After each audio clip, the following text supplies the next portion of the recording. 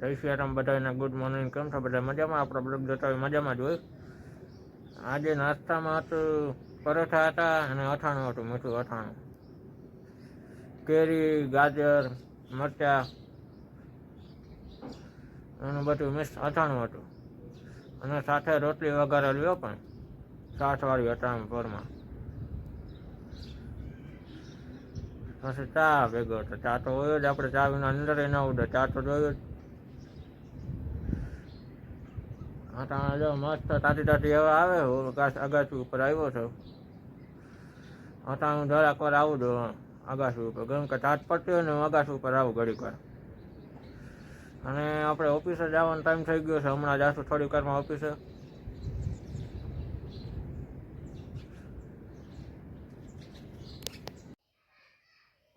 હાલો બધા, જમવા આવી જાજો.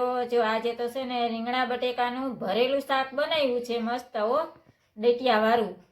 અને એમાં ચવાણું નાખેલું છે, પછી બીનો ભૂકો નાખ્યો છે, મસ્ત બન્યું. જો આવી જાજો બધાય જમવા. અને આ છે ભાત. આપણે દાળ ભાત તો જો કે રોજ હોય જ, અમારે ટિફિન હોય એટલે દાળ ભાત કરવા જ પડે, એમાં તો હાલે જ નહીં ને. આ ગાજર મરચાંનો ચીરુવાળો સંભારો છે. રોજે આપણે ખમણીને કરીએ, આજે કીધું કે હવે ચીરુવાળો કરીએ, મજા આવે, મસ્ત છે હો. અને આ મસ્ત મજાની ખાટી મીઠી દાળ છે. અને આ રોટલી, આ મસ્ત દાળ, આ રોટલી છે ઘી ચોપડેલી સરસ મજાની. અને આ ખાટી મીઠી છાશ છે. છાશ આવી છે આપણે આજે ગામડેથી, એટલે ગામડાની છાશ તો ઘરની છાશ તો સરસ જ હોય ને, નકર તો આપણે ડેરીએથી લેવાની હોય. પણ આજ તો મસ્ત છાશ આવી છે, તો બધા આવી જાજો જમવા હો. આજ તો પાણી આવ્યું છે, 15-20 દિવસ પાણી આવે અમારે.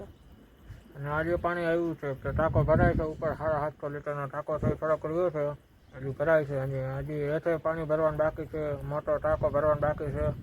પછી 500 લીટરનો ટાંકો છે એ ભરવાનો બાકી છે, 200 લીટરનો ટાંકો છે એ ભરવાનો બાકી છે, અને બીજા પીવાના ભરવાનું બાકી છે. અને બીજું જૂનું મોટું હોય ને બધું હજુ બાકી જ છે ભરવાનું. હજી પાણી આવ્યું જ છે, થોડીક વાર જ થઈ છે. અને આ ટાંકો જો થોડોક જ દીવો ભરાવા આવ્યો છે, હમણાં ભરાઈ જાય એટલે નીચે ભરવાનું છે પાણી. અને ફરી ધોવાનું હોય, છેલ્લે ફરિયાની સર્વિસ મારવી પડે. હાલો, કેમ છો બધા? મજામાં ને? જોકે આમ તો યશના બ્લોગ જોતા હોય ને એટલે તો જોકે મજામાં જ હોય.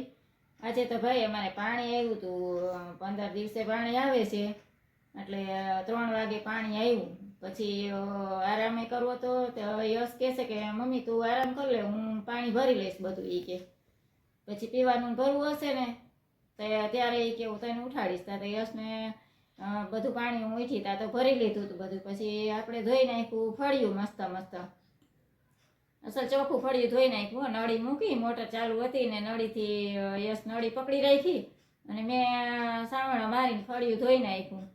ને યશે તો કપડાં સુકાઈ ગયા હતા ને, થોડાક કપડાં ભીના કરી નાખ્યા. કપડામાં એ નળી મારી દીધી યશે તો. યશ તો કોઈ માણસ આવ્યો ને તો એને નવડાવી દે એવો છે હો. બાકી સીડી ને બધું ધોઈ નાખ્યું હોય એને તો. પણ અસલનું બધું ઝાડવા બધા ધોઈ નાખ્યા, ઝાડવામાં પાણી છાંટ્યું, બધી દિવાલોમાં બધે. હા, બધે અસલનું ધોઈ નાખ્યું યશે. પછી નળી મૂકીને ધોઈ નાખે એ બધું એમ.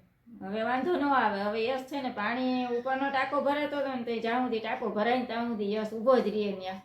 હું હાલ એ કે મારે ઘડીએ ઘડીએ જવું નહીં, કારણ કે એને થોડુંક છે ને અપંગ છે, હાથ ને પગની થોડીક ખોટ છે ને, તે ચડ ઉતર બહુ ન કરી શકે. એટલે એ કે હું ભરી લઈશ ને ઉપર, એ કે હું ટાંકો ભરાવે ને ત્યાં સુધી ઊભો રહીશ કે માથે. એ કે એટલે જોકે અમે અહીંયા રહીશું ગોકુલધામમાં, હાઈવે, દ્વારકા હાઈવે, પેટ્રોલ પંપની પાછળ.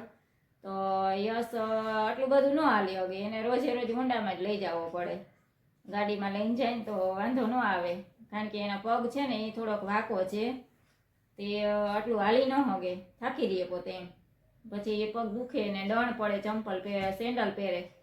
એક પગ ને એક જ હાથે નો હાલે, એક સાઈડ તો પગને હાથ કાંઈ કામ કરતા જ નથી એના.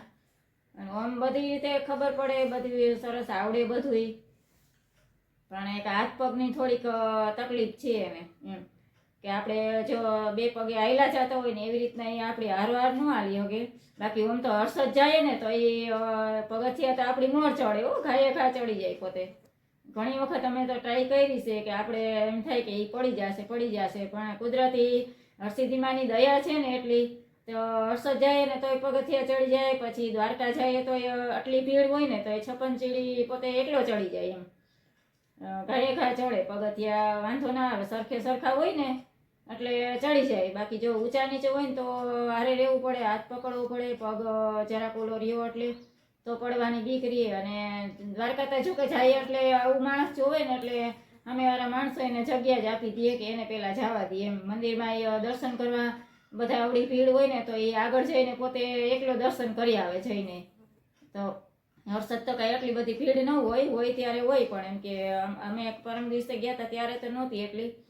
પણ દ્વારકામાં તો હજી હાલની તો કે અમે જઈએ ને એટલે એ ત્યાં એને જગ્યા જ માણસો આપી દે. અમે આઠમના દિવસે જ ગયા હતા, ગોકુળ આઠમના, તો એને અવડી ભીડ હતી ને તો એ અમારી મોરી હશે દર્શન કરી લીધા. અમારે તો વારોય ન આવ્યો, અમારે પહેલા એને દર્શન કરી લીધા. અને આ દર્શન કરીને બહાર નીકળીને પછી અમે તો ગોતતા હતા કે યશ ક્યાં ગયો હતા. તો એને ફોન કર્યો કે હું તો અહીંયા બહાર ઊભો છું, દર્શન આગળથી હું કરી આવ્યો, મને તો બધા કે જગ્યા માંડ્યા હતા આપવા, હું જાતો હતો ને તાઈ કે. એટલે એને વાંધો ન આવે, બધા માણસો સારા હોય એટલે વાંધો ન આવે, એને જગ્યા આપી દે. અપંગ છે એટલે થોડોક એમ કે. એટલે યશને જો વિડીયો બધા જોતા જજો અને શેર કરજો બધે એમ કે યશના વિડીયો કેવા બને છે, બ્લોગ, અને જોજો, જોતા રહેજો, જો બધા રોજ જોજો. જય રામાપીર, જય દ્વારકાધીશ, જય સીતારામ. કાલે મારા મમ્મીને કીધું હતું કે પાવા બટાકા બનાવને.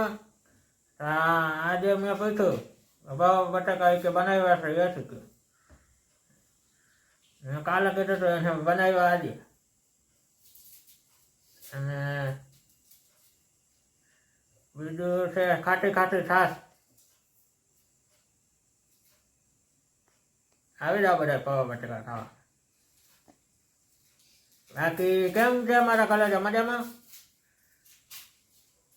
વિડીયો ગમ્યો હોય તો લાઈક કરજો, શેર કરજો, કોમેન્ટમાં જણાવજો કેવો લાગ્યો વિડીયો. અને મળીએ આપણે બીજા વિડીયોમાં.